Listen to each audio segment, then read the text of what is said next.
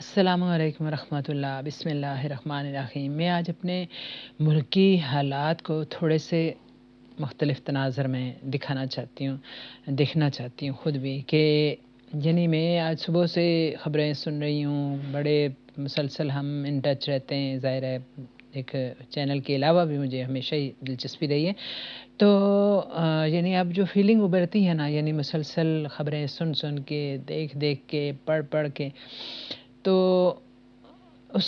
لیکن مجھے ایک ہی ڈاکومنٹری یاد آ رہی ہے، ایک ہی وہ جو ایک رپورٹ کہہ سکتے ہیں اسے ڈاکومنٹری، یعنی جب بھی آپ ڈھاکہ سرنڈر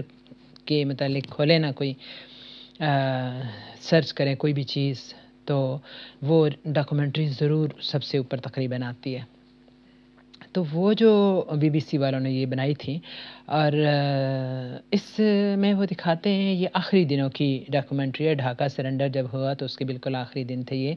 اور وہاں بھی کچھ ایسی صورتحال تھی، یعنی زبان کے جھگڑے، جو حالی کہتے ہیں نا کہ کبھی گھوڑا آگے بڑھانے پہ جھگڑے، کبھی پانی پینے پلانے پہ جھگڑے، تو اس طرح کے جھگڑے ادھر تھے۔ اور سب سے بڑھ کے پھر جب یہ ہوا کہ جب مجیب الرحمان نے الیکشن جیت لیا تھا بھاری اکثریت سے، کیونکہ وہاں کی آبادی اس وقت زیادہ تھی، تو لیکن اس کو مانا نہیں گیا اور اس کو دعوت نہیں دی گئی حکومت بنانے کی، اور بھٹو نے یہاں حکومت بنا لی یحییٰ صاحب کی مدد کی سے، جو چیف آرمی سٹاف تھے۔ تو اس نے بہت زیادہ آگ لگا دی وہاں کے لوگوں کے جذبات کی، اور بہت زیادہ ہنگامے وہاں شروع ہو گئے، اور ہنگامے اس طرح کے شروع ہوئے کہ پھر یعنی یہ 71 کا سال وہ یہ ہے کہ بہت ہی شروع ہی ہنگاموں سے ہوا تھا، اور وہ جو مارچ کی تھی، آئی تھنک 26 مارچ تھی، 25 مارچ کی رات، 25 اور 26 کی رات، تو اس رات کو جی یہ ٹکا خان صاحب بھیجے گئے آپریشن کرنے کے لیے کہ جی یہ صحیح طرح سے کنٹرول کریں گے ان لوگوں کو، اور پھر انہی دنوں میں کسی فوجی بڑے نے ہمارے کہا تھا کہ ہم ان کی نسلیں بدل دیں گے، اور اس طرح کے وہ کہتے ہیں نا کہ لفظ جو تلوار سے بڑھ گئے ہیں، تو واقعی اس طرح کو اس نے وہاں کے کہتے ہیں فوجی بنگالی افسر تھا، اس پہ اتنا اثر کیا کہ اس نے اپنے سر میں گولی مار دی، یعنی اس سے برداشت نہیں ہو رہا تھا، اپنے سینئر کے خلاف وہ بول نہیں سکتا تھا، لیکن اس کے اندر اتنی یعنی ایجیٹیشن پیدا کی، اور باقی بھی بہت آج تک لوگ حوالہ دیتے ہیں، حامد میر کئی دفعہ حوالہ دے چکے ہیں، بکس میں یہ اس جملے کا ذکر موجود ہے کہ یہ یعنی اس طرح کہ آپ لوگوں کے مت کریں کہ ان کے حقوق پہ ایک تو آپ ڈاکہ ڈال رہے ہیں کہ آپ ان کی اس کی نتائج کو نہیں مان رہے تھے، اور اس کو بنا نہیں رہے تھے وزیر اعظم، اگر اس پہ شکایت تھی کچھ تو اس کو پہلے کسی طرح سے وہ روک لیتے ہیں، آپ پھر غدار کہنا شروع کر دیا، پھر پتہ نہیں کیا کیا اس کے اوپر الزامات لگا دیے، تو ہر کسی کو پتہ تھا کہ اس وجہ سے کہ وہ ایک صحیح ان لوگوں کے مسائل کی ترجمانی کر رہا ہے، لوگوں کے دکھوں کی ترجمانی کر رہا ہے، تو اس وجہ سے اس کو تو بہرحال یہ آپریشن اس وقت ہوا، اور آپریشن کہتے ہیں اس طرح سے ہوا کہ رات کو اس کو کیا کہتے ہیں سرچ لائٹ آپریشن کو جس طرح کا نام دیا، ساری رات وہ آپریشن ہوتا رہا، تو ہم خود وہاں رہے تھے 70 تک، پھر میرے چچا بھی اس جنگ میں شریک تھے، اس وجہ سے بڑا ان ٹچ رہے ہم، بڑا ظلم ہوا تھا اس رات کہ فوجیوں نے اور ٹینک چڑھا دیے۔ یہ فیض احمد فیض بھی تو اسی کا ذکر کرتے ہیں نا ہمیشہ کہ کب نظر میں آئے گی بے داغ سبزے کی بہار، خون کے دھبے دھلیں گے کتنی برساتوں کے بعد۔ ساری رات آپریشن ہوتا رہا، اور کہتے ہیں بے دریغ اس سے قطع نظر کے یعنی کون ہے، کوئی بچہ ہے، بوڑھا ہے، بچہ ہے، لوگ بھی نکلے ہوئے تھے سڑکوں پہ بے دریغ، اور ٹینک انہوں نے چڑھا دیے لوگوں پہ، اور کہتے ہیں کہ وہ کسی نے کہا کہ جی خون کے دھبے، تو وہاں کے کسی بنگالی نے کہا خون کے دھبے نہیں تھے، نہریں تھیں، ندیاں تھیں، تو وہ بہت زیادہ قتل عام ہوا اس رات، اور اسی رات کہتے ہیں کہ مجیب الرحمان نے وہ کہیں انڈر گراؤنڈ ہوا تھا، اس نے اعلان کر دیا کہ بنگلہ دیش بن گیا، یہ آج کی رات بن گیا بس بنگلہ دیش، اور پھر اس کے بعد ہنگامے نہیں رکے، انہوں نے یعنی میں لکھتی بھی رہی ہوں اس کے اوپر بہت، تو لوگ یہی کہتے ہیں کہ آج تک لوگ اس وجہ سے ناراض ہیں، اور بڑی عمر کے لوگ تو محبت بھی کرتے ہیں بہت، ہم ہمارے ملک سے محبت کرتے تھے، لیکن چھوٹے بھی جو ہے نا وہ کہتے ہیں کہ ہم نے سنی ہوئی کہ ہر گھر سے یعنی 2-3 انسان ضرور قتل ہوئے تھے، اور آج تک لوگوں کو یاد ہے وہ آپریشن کا دن، تو اپنے ہی ملک کے لوگوں کو بہت ہی پرہیز کرنا چاہیے، چاہیے کہ آپ صحیح ان کو ٹارگٹ جو ہے نہ سمجھیں کہ واقعی وہ کوئی شر پسند ہے، اس کو ٹارگٹ کریں، عوام کو نہ ماریں۔ تو یہ ہے کہ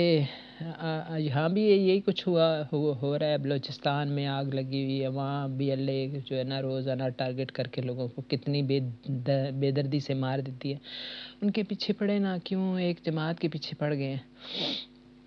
یعنی آپ اس کے مینڈیٹ کو نہیں مان رہے۔ ساری دنیا کو پتہ ہے، آپ کو نہیں پتہ کہ وہ جیتے ہوئے ہیں، صحیح طرح سے جیتے تھے۔ میں خود بیٹھی ہوئی تھی 11:30 بجے تک، بھاری اکثریت سے جیت رہی تھی پی ٹی آئی، اور جو ہی 11:30 بجے اور انہوں نے ایک بات بتا رہے تھے جی کہ الیکشن کمشنر جو ہیں، چیف الیکشن کمشنر چلے گئے گاڑی میں بیٹھ کے بتیاں بجھا کے، تو جو ہے بغیر پروٹوکول کے چلے گئے کہیں۔ پھر پتہ چلا جی کہ ادھر بیٹھے ہوئے ہیں کہ نواز شریف کے جو ڈیرا تھا، ٹھکانہ تھا۔ اور اس کے بعد الیکشن کے جو ہے انہوں نے پھر کہا اپنے ماتحتوں سے کہ بدلو، تو ماتحتوں نے نہیں بدلا، تو انہوں نے خود وہ سنبھال لی وہ جو سارا کام تھا، اور انہوں نے نتائج بدلنا شروع کی، اور پھر ایک دم سے پھر گئی اور نتائج تبدیل ہو گئے۔ تو اتنی جلدی تو نہیں ہوتا، پہیہ گھومتا ہوتا۔ ایک ٹرینڈ ہوتا ہے، یعنی 11:30 12 بجے تک یہی کہتے ہیں کہ پتہ چل جاتا ہے کہ کون سی جماعت جیت رہی ہے۔ پھر اس میں تھوڑا بہت فرق ہوتا ہے، یوں نہیں ہوتا کہ اندھیرے سے اجالا اور اجالے سے اندھیرا ہو جائے۔ تو یہ کام بہت غلط ہوتا ہے، عوام کو ناراض کرتا ہے، اور عوام کے اندر ایک ناراضگی، اور اس کو آپ کتنی دیر تک کریں گے۔ ہاں، میں یہ کہہ رہی تھی کہ وہ ڈاکومنٹری میں انہوں نے یہ بتایا ہوا تھا کہ آخری دن تھے جنگ کے، اور کہیں پناہ نہیں تھی لوگوں کو، ہر جگہ یعنی فوج انڈین بھی آتی تھی اور حملے کرتی تھی، اور ان کی جو مکتی بانی تھی، جو یہاں پارٹی یعنی مجیب الرحمان کی پارٹی کے لوگ تھے، ان کو ٹرین کیا ہوا تھا انڈیا نے، اور انڈیا سے ہی ہتھیار لے کے آتے تھے وہ، اور وہ جس طرح سے یہ ٹی ٹی پی کے لوگ ہیں، اس طرح سے وہ لوگ بھی جو ہے آتے اور لوگوں کو اس طرح سے گریلا وار میں مارتے، فوجیوں کو مارتے، دھوکے سے بلا لیتے، اور 600 فوجیوں کو یوں تے کر دیتے، پل اڑا دیتے، ان کی جنگ بسوں میں لوگ ہوتے ان کو مار دیتے، چاقوؤں سے مار دیتے، ایک بندہ مل جاتا اکٹھے مل کے بنگالی تو اس کو پنجابی کو مار دیتے، ادھر کے جو مغربی پاکستان کے لوگ تھے۔ تو وہ یہ اس طرح کے حالات ہو گئے، اور پھر یہ ہوا کہ جہاز بھی آنا شروع ہو گئے انڈیا کے، اور انڈیا کے جب جہاز آنا شروع ہوئے تو یعنی گورنمنٹ نے ڈکلیئر کر دیا، کوئی عالمی کوئی قانون کے تحت انہوں نے کہا کہ یہ جو انٹر کانٹیننٹل ہوٹل ہے وہاں پہ وہ اس کو جو ہے جنیوا کا ایک امن سینٹر کچھ اس طرح کی جگہ جو ہے اس کو قرار دیا، جہاں پہ سب لوگ آ کے پناہ لے سکتے ہیں۔ اب لوگ آئے جا رہے ہیں، جس چیز کو پتہ چل رہا ہے کہ یہ ایک امن کی جگہ ہے جہاں پہ کوئی حملہ نہیں ہوگا، کوئی بم نہیں گرے گا، کوئی گولی نہیں لگے گی، کوئی آ کے ہمیں پکڑے گا نہیں، ہمارے اوپر حملہ نہیں کرے گا۔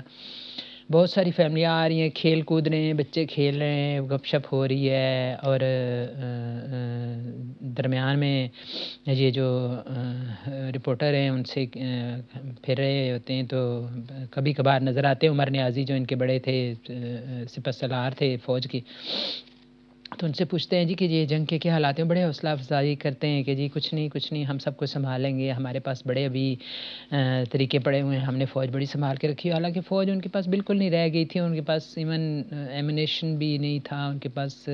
ہتھیار بھی مطلب کم رہ گئے تھے، اور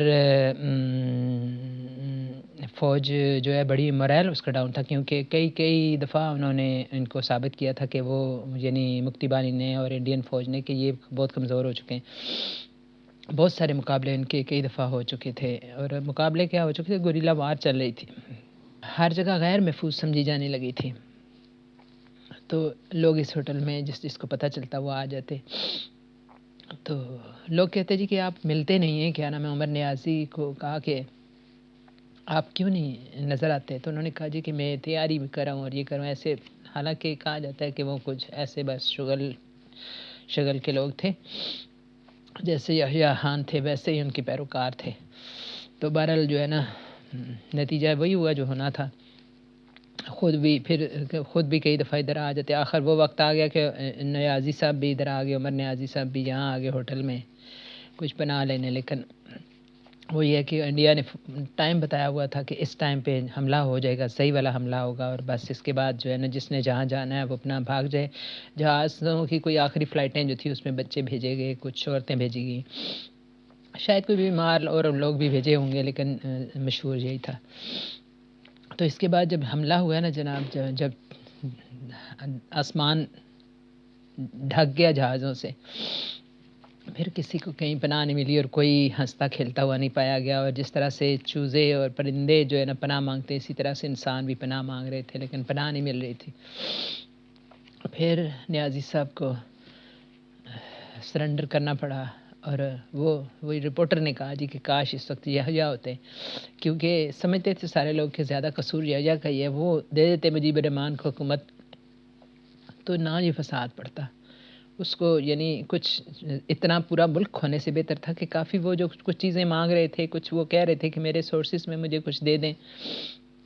کچھ اس طرح کے نکات تھے ان کے، تو اس میں سے کچھ مان لیتے، کوئی 3 مان لیتے، 2 نہ مانتے، کچھ اس طرح سے بات ہو جاتی تو ملک بچ جاتا۔ اپنے ملک کے لوگوں کو تو وہی نبی پاک صلی اللہ علیہ وسلم کے پھر ارشاد یاد آتے ہیں کہ وہ کہتے ہیں کہ ایک جسم کی طرح سے کہ ایک کو تکلیف ہوتی ہے، ایک ایسا تو سارا جسم بخار میں مبتلا ہو جاتا ہے، اور وہ سیسا پلائی دیوار کی مانند قرآن پاک میں آتا ہے، اور وہ آپس میں نرم ہے اور دشمنوں پہ، کافروں پہ بھاری ہے۔